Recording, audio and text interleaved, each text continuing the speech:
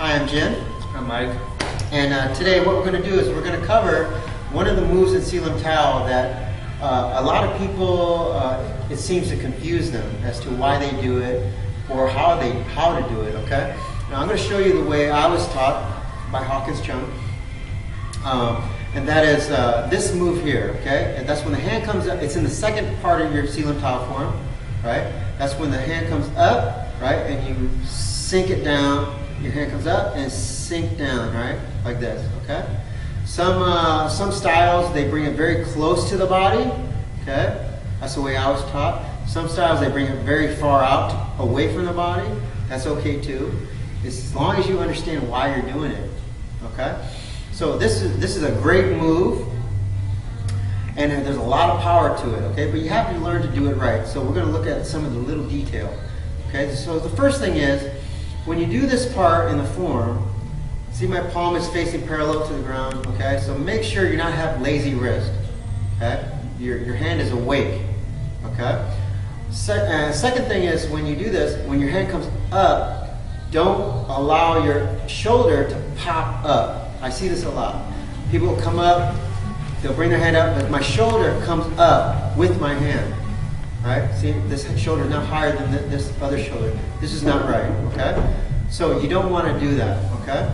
So you want to make sure that you keep your shoulder down. How do you do that? Don't focus on bringing the hand up. Focus on bringing the elbow up. See my shoulder? Okay? It stays down, stays pinned, okay?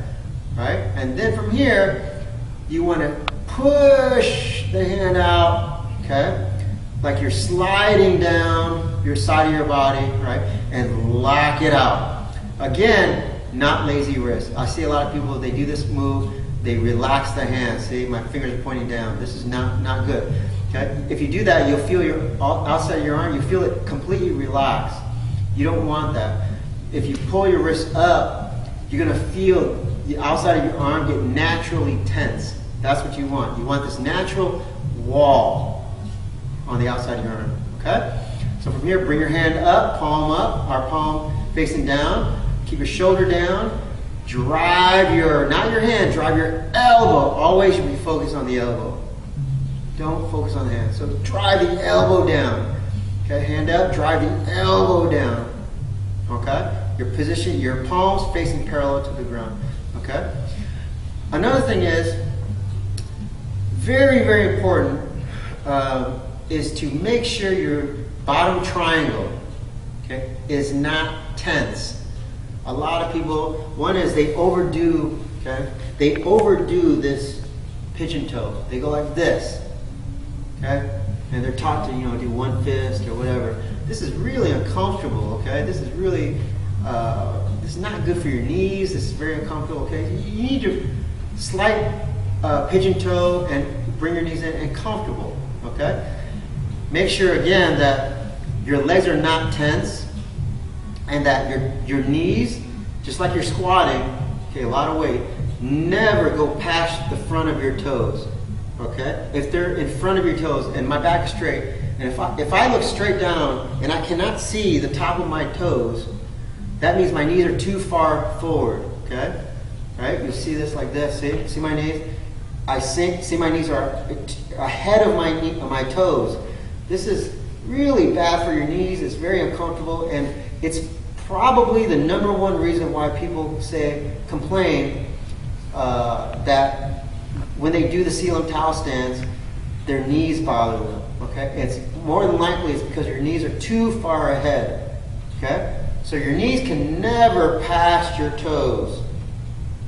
They should be in line with your toes, so that if I look straight down, okay, I should be able to see my big toe, okay? Right? So this is right, okay? So make sure you're doing that, all right? So pigeon toe. Now, another thing is make sure you relax the legs. The only thing holding myself up, my body up, is the fact that my knees are in, okay? That's how relaxed I am. I'm not trying to hold myself up. I relax. If my knees go out, okay, then I would fall, because that's how relaxed you should be. Okay? But because my knees are in, they hold my upper body up. Got it? Okay. So this is very important that you stay relaxed. I call this soft knees. Soft knees. Okay. So it's like a spring, very relaxed. Okay. You need that because if not, if your legs are tense when you do all your movements, and I tighten my legs, then you completely lose connection to the ground. And what happens is you're going to get pushed over. You're going to lose your balance. Okay. Whenever there's pressure. Okay. You have to be relaxed. The legs are the same as your arms, okay? And just like your arms, we never go like this and just lock your arms like this, okay? And tense, tense, tense, tense. This is not right, right? We already know that. Your legs are the same thing, okay? So all the concepts I taught you, you have to apply them to your legs, okay? So now that we have that, this movement here, when I go down, drive my hand and my elbow down, okay? You have to make sure that you, if you look at my hips and my weight, I'm also sinking with the hand. I drop. See, when I go with my left hand, you're gonna see my weight shift, all my weight shift to my left knee. Okay? It's very subtle, but all my weight gets transferred to this knee. Okay? Along with my hand. So as my head comes down, I'm sinking more into this knee. See? And the other side too. Okay? 1, 2. I sink, sink, sink, sink. Okay? If you're doing the movements together, right? See, my whole body sinks with the hands. I sink with the hands. So the hands go out, okay, and you can see my legs sink with my hands. Okay? You got it?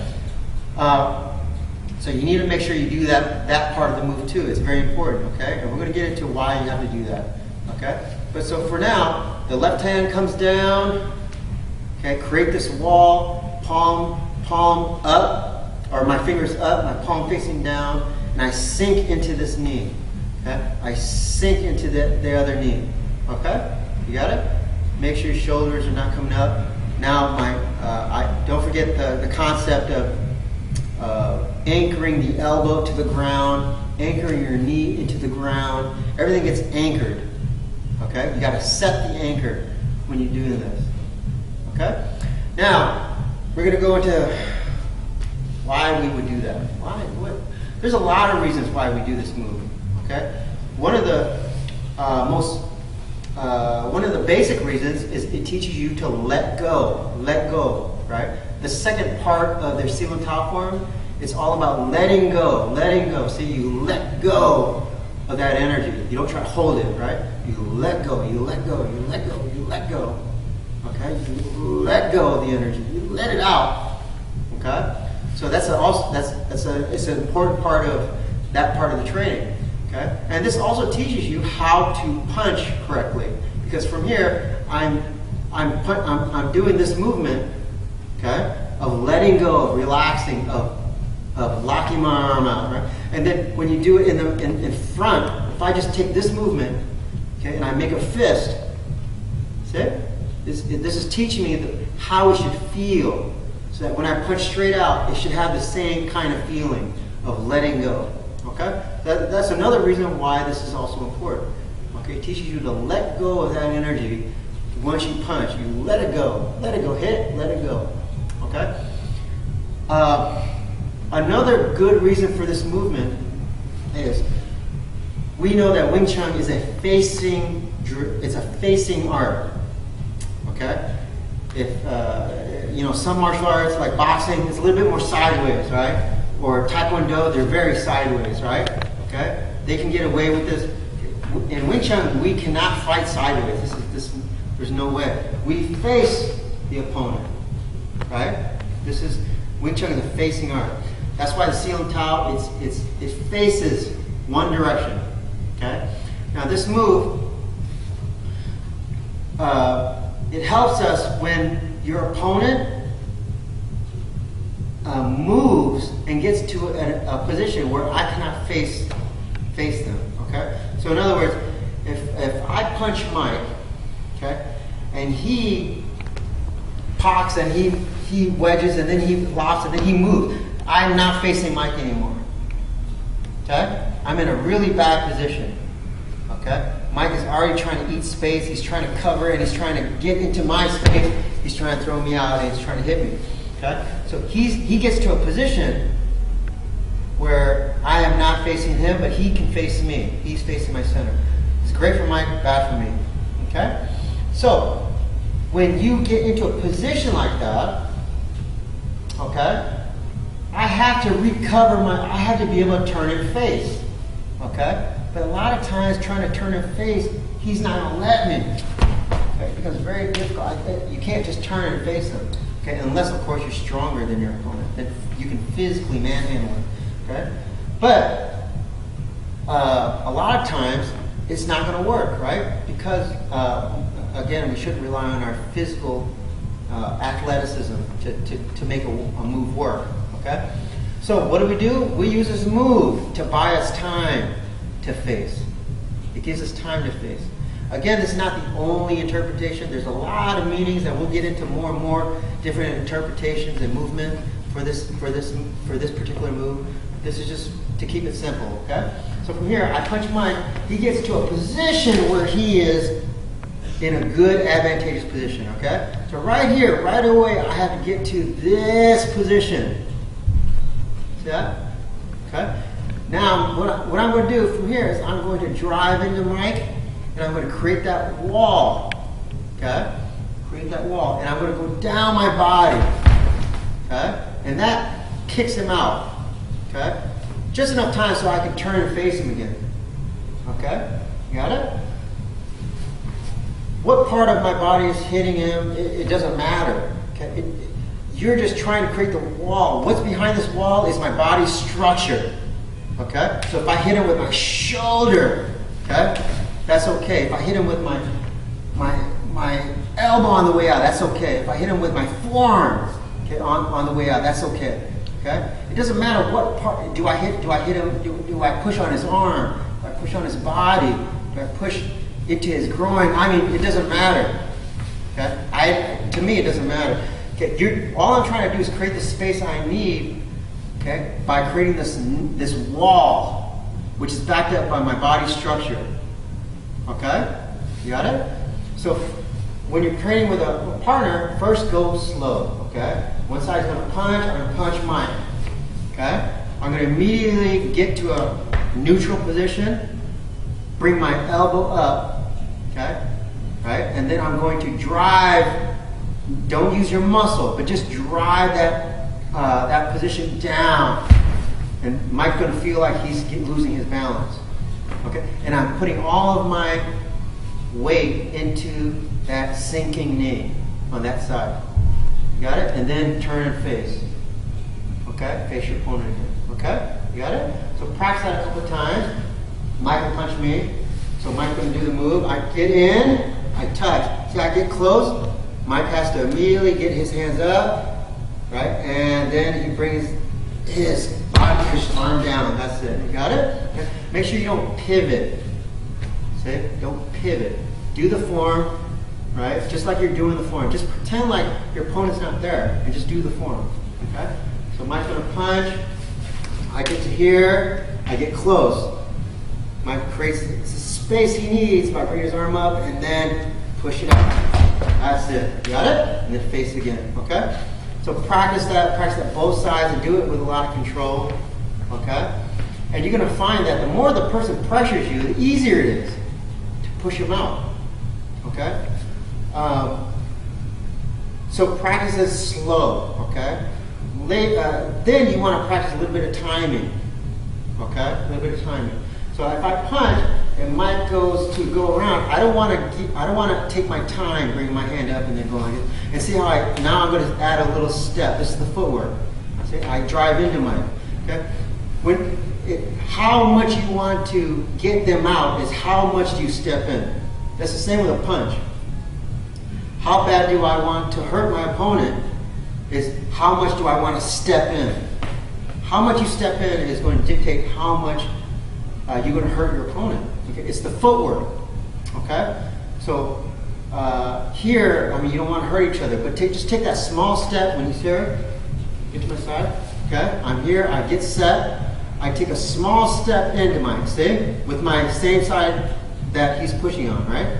Okay, he's attacking. And as I step sideways, I'm going to do the move. Okay, and bring that hand down and create this wall. Okay, and little by little, first we go slow. Okay, all right, and then little by little, you're going to speed up, okay? Until you get the timing down, okay? Because in a fighting situation, you don't want the guy to get set, okay? You don't want the person to get set. It becomes harder and harder to do the move. So you have to do it, it's like you have to be ahead of them when it comes to timing.